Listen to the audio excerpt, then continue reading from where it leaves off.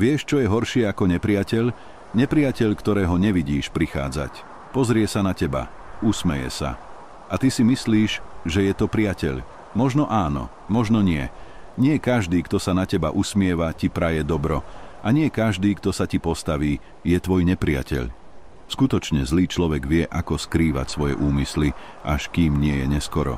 Zlo môže byť často len nevedomosť, ale niekedy je vedomé.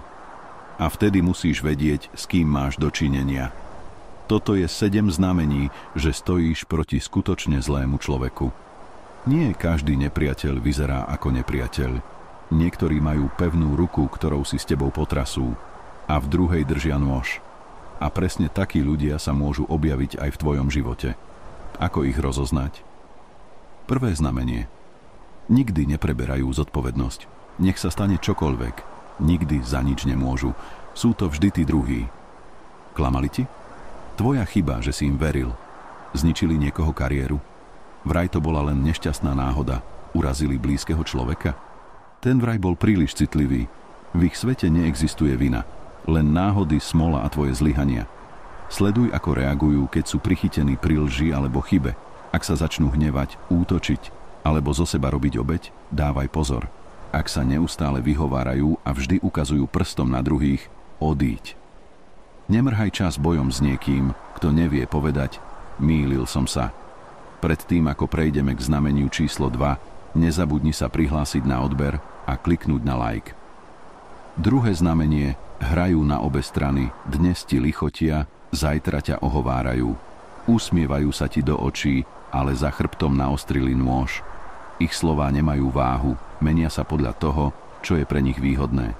Raz sú na tvojej strane, inokedy stoja s tvojim nepriateľom, vždy tam, kde cítia zisk.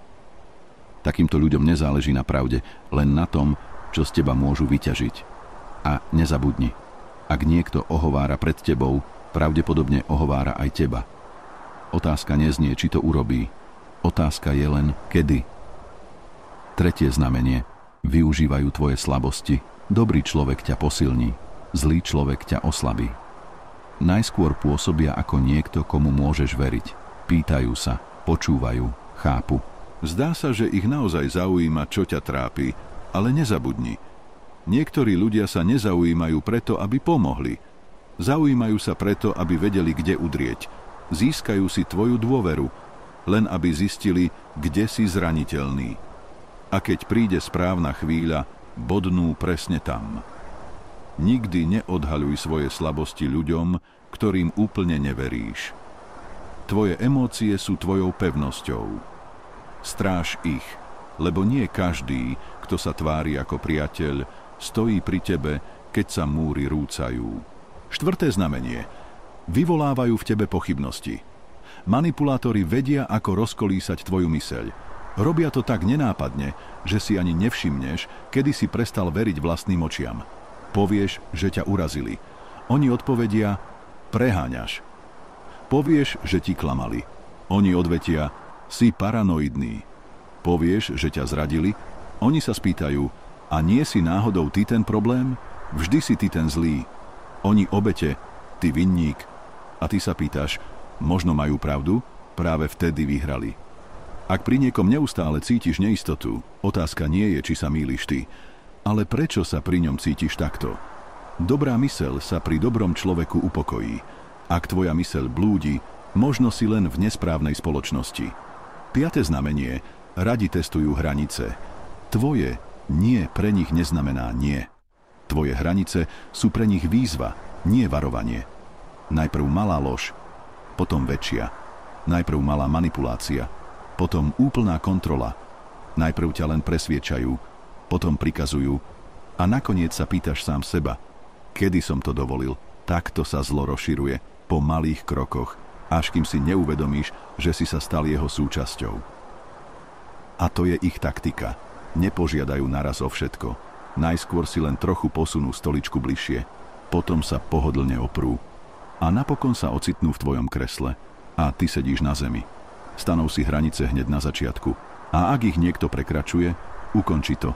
Nie všetky boje stoja za námahu, ale boj o tvoje hranice je ten, ktorý nesmieš prehrať. Šiesté znamenie. Cítia sa nad zákonom. Zákony? Morálka? Pravidlá? To platí pre ostatných, nie pre nich. Pre nich neexistujú hranice, iba príležitosti. Podvádzajú a usmievajú sa pritom. Ubližujú a hovoria, že to bolo nevyhnutné. Ukradnú a nazvú to šikovnosťou. Myslia si, že sú nedotknuteľní. A často im to vychádza, pretože sa im nikto neodváži vzdorovať. Dobrí ľudia ustúpia, lebo nechcú konflikt. Zlí ľudia sa posunú dopredu, lebo žiaden necítia. Nezabudni, ak niekto koná, ako by neexistovali dôsledky, raz ich prinesie do tvojho života a ty budeš ten, kto ich zaplatí. 7. znamenie. Majú radosť z bolesti iných. Toto je posledný a najjasnejší znak. Niektorí ľudia nielenže ubližujú, oni si to dokonca vychutnávajú. Sledujú tvoj pád a usmievajú sa. Cítia tvoje poníženie a uľavuje sa im. Vidia tvoj strach a ten ich posilní. To nie je omyl, to nie je zlé rozhodnutie, to je ich pravá tvár. A to je skutočné zlo, nie to, ktoré sa pomýlilo, ale to, ktoré si vychutnáva, keď niekto trpí. Ak vidíš, že niekto má radosť z cudzieho nešťastia, nedávaj mu druhú šancu. Nečakaj na vysvetlenie, odíď, pretože ľudia, ktorí sa živia bolesťou iných, budú jedného dňa hľadať bolesť aj u teba a nájdu ju. Ak im dovolíš, mysli na to, že nie každý, kto ti ublíži, je zlý človek. Ale niektorí naozaj sú.